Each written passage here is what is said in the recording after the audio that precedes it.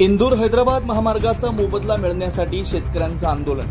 इंदूर हैदराबाद महामार्गाचा मोबदला मिळण्यासाठी शेतकऱ्यांचं आंदोलन। आंदोलनाला प्रसंगी दोन्ही विरोधी आमदार चंद्रकांत पाटील आणि आमदार एकनाथ खडसे समोरासमोर। शेतकऱ्यांच्या हितासाठी दोन्ही आमदार एकत्र आल्याचं चित्र। जवळपास 1 महिन्यापासून हे आंदोलन सुरू। म्हणजे मीटिंग लावणं एवढी ताकद असेल तर मीटिंग उद्या गडकरी साहेबांच्या मुख्यमंत्र्यांची केली आहे। मग उद्या आहे तर आज कशाला पोलीस बोलवले?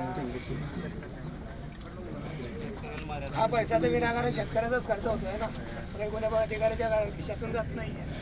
एका दिवसासाठी जर थांबवलं असतं तर विनाकारण इतकं थांबले असते एक दिवस। आम्ही तर इथं बसलेलो आहोत ना, 2 वर्षापासून आंदोलन चालूच आहे। मग तुम्हाला जर हे माहिती आहे की एका दिवसाने उद्या मीटिंग आहे तर आज हे एवढं धटाण करायची गरज काय होती?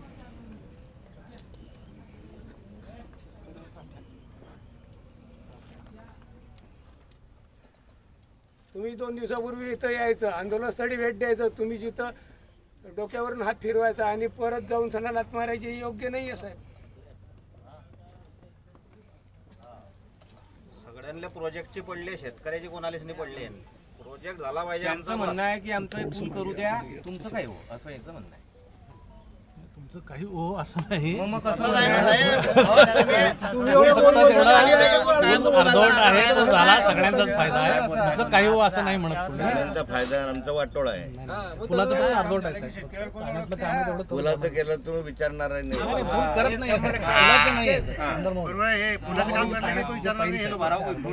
पुलाचं काम झालं तर तुम्ही येणार पण नाही इथे। पूल पूर्ण नाहीच करणार साहेब। आता 1 महिना फक्त पावसाळ्यापुरतं जे धोका आमचं काय म्हणणं आहे, तुम्ही हा प्रश्न